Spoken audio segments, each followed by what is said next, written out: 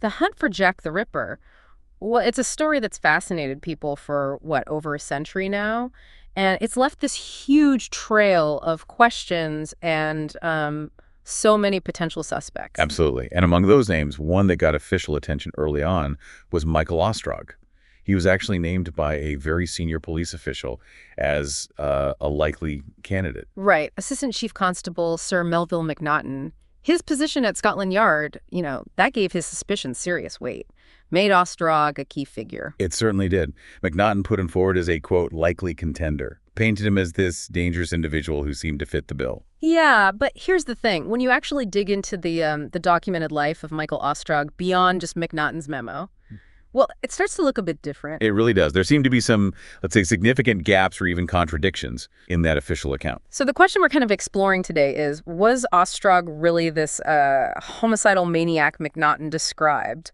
Or does the evidence we actually have paint a completely different picture?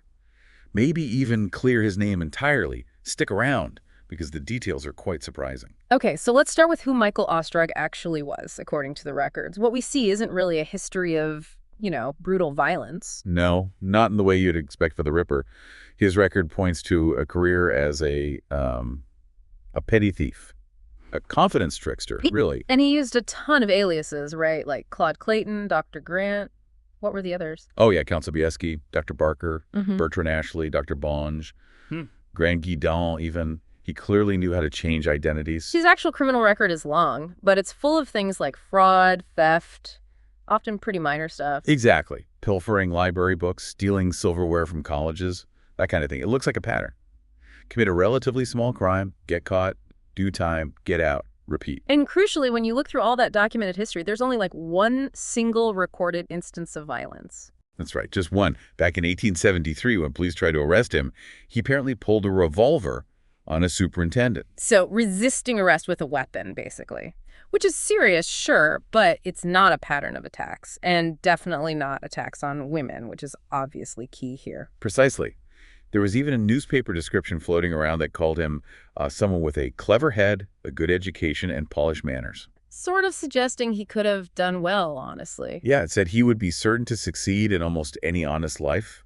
But despite that, he was still tagged as an inveterate criminal. And he did face some pretty harsh sentences for those smaller crimes. I read about one sentence, nearly 10 years, for stealing items worth maybe, what, £5? Yes, incredible, wasn't it? He got out from that particular stretch on August 28th, 1883. And predictably, I suppose, he didn't stay out of trouble for long. Not at all. Fast forward to 1887, he's arrested again. This time for stealing a metal tankard from the Royal Military Academy at Woolwich. And he was using the alias Dr. Bonge then, right? That's the one, Dr. Bonge. Now, this is where things take a bit of a turn, isn't it? Something that maybe fed into the later Ripper suspicion. Well, yes. During his trial for that Woolwich theft, there were reports that he started showing signs of mental instability, acting strangely in court. Though apparently some people at the time, police, doctors, they were a bit suspicious, thought he might just be putting it on, feigning madness. Whether it was real or faked, the result was he got certified insane, and he was sent off to the Surrey Pauper Lunatic Asylum in Tooting. And here's a potentially crucial detail for later confusion. Right. When he was admitted to the asylum, his occupation was actually registered as Jewish surgeon. Ah. So that's maybe the first or only time he's officially linked to medicine, however flimsy that link might be. It seems like it. It's a detail that might have stuck in someone's mind later. Okay, so he's in the asylum. He gets discharged on March 10th, 1888. And like many people released then, he was supposed to check in with the police regularly. Standard procedure, but, well, this is Michael Ostrog we're talking about. Master of aliases, disappearing acts. Yeah, no surprise. He vanished. Stopped reporting pretty much straight away, just dropped off the map. Now, let's put that disappearance into context. This is March 1888. Later that year, in the autumn, the Whitechapel murders grip London. And the police investigation, it starts to develop this theory, right, that the killer must be some kind of lunatic, but also someone with perhaps medical knowledge because of the nature of the injuries. Exactly. That was a growing consensus. So naturally, police start looking into people who'd been released from lunatic asylums around the time the murders began. And Ostrog fits that bill. Yeah. Recently released, disappeared. And he had that Jewish surgeon entry on his asylum record. It seems almost inevitable that his name would come up in those inquiries. His vanishing act definitely didn't help him look innocent. Not at all. In fact, because he failed to report as required, his name and description were actually published in the Police Gazette. When was that? October 26, 1888. Right slap bang in the middle of the Ripper panic. And the notice wasn't subtle. It warned police forces, special attention is called to this dangerous man. Wow. So, dangerous man, disappeared lunatic, possible medical connection. You can see how he'd become a person of interest, especially with that official alert going out. Definitely raised his profile for the police at a critical moment. Okay, so that's the picture forming in 1888. Now let's jump forward a bit to Macnaghten writing his internal notes, his memorandum, in 1894. How did he describe Ostrog? Well, Macnaghten's description is quite stark, he writes.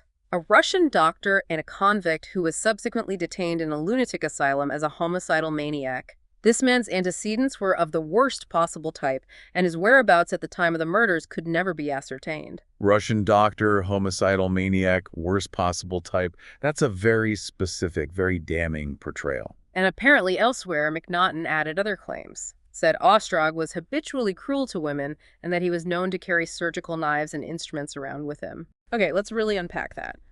How does Macnaghten's version stack up against the facts we've just gone through? First off, homicidal maniac with the worst possible antecedents. Well, like we said, Ostrog's actual record, decades of it, shows a petty thief and con man. There's just no documented pattern of serious violence, especially not the kind of violence seen in the Ripper murders. Nothing about habitual cruelty to women. That one incident with a revolver during arrest seems to be it. Right, so a massive disconnect there. What about the Russian doctor part and carrying surgical knives? Again, there's just no real evidence for any of it. No proof he was ever a qualified doctor, Russian or otherwise. No record of him having medical training. The only links seem to be that asylum registration as a surgeon, or maybe, possibly, him claiming to be a former Russian naval surgeon way back during a theft in 1874. Neither confirms actual skill or possession of surgical tools. Okay. And then there's the physical description. Eyewitnesses, well, their descriptions varied, but generally they pointed to someone younger, maybe late 20s, 30s, often described as kind of short, stout. Yeah, the typical range given was maybe 28 to 35. Ostrog in 1888 would have been around 55, maybe even older. So significantly older. And his build. His police description noted him as having dark skin, dark brown eyes, gray hair, and being 5 foot 11 inches tall. Nearly 6 feet tall. That's completely different from the shorter, stockier descriptions some witnesses gave. The physical details just don't seem to match up at all. They really don't. But the biggest piece, the thing that completely undermines Macnaghten's claim that Ostrog's whereabouts could never be ascertained. Let me guess. His whereabouts were ascertained. They absolutely were. And he wasn't anywhere near Whitechapel. Yeah. Records show Michael Ostrog was in custody in France. Wait, hold on. France. A Parisian jail. You're kidding. Not kidding.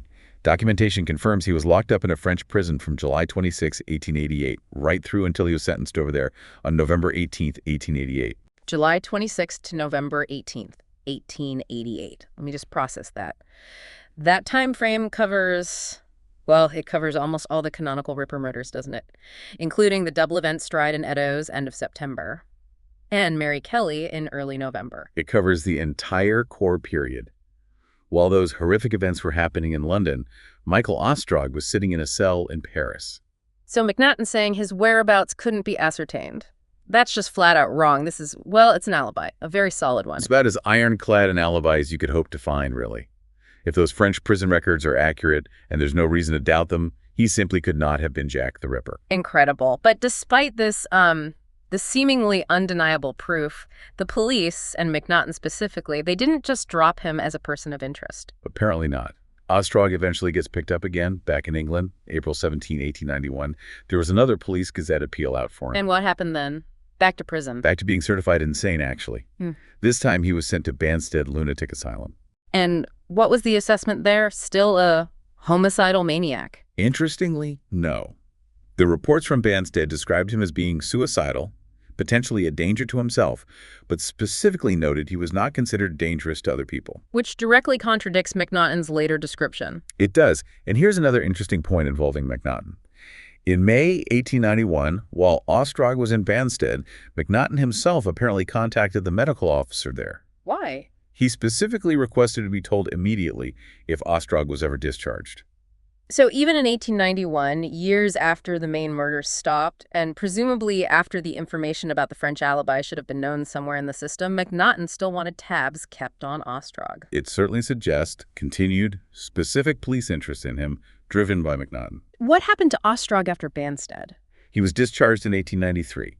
And true to form, he seems to have gone straight back to his old ways: theft, fraud, more prison time.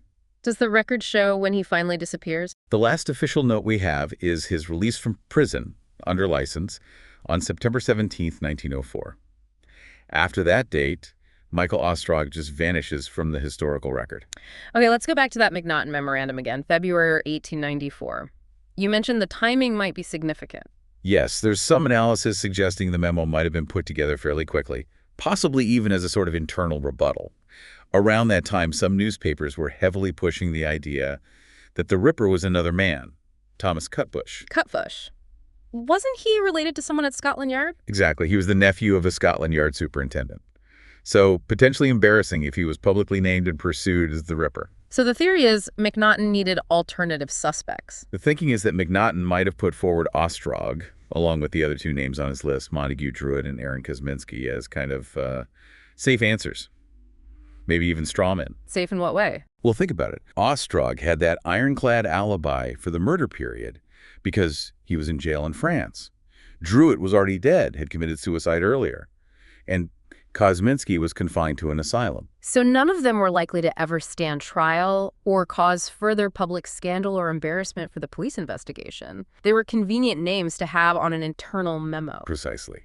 And it's crucial to remember, Macnaghten didn't actually join Scotland Yard until June 1889. Which was months after the last canonical Ripper murder, Mary Kelly's, in November 88. Right, so his knowledge of Ostrog or any of the suspects from the height of the investigation couldn't have been firsthand from being involved at the time.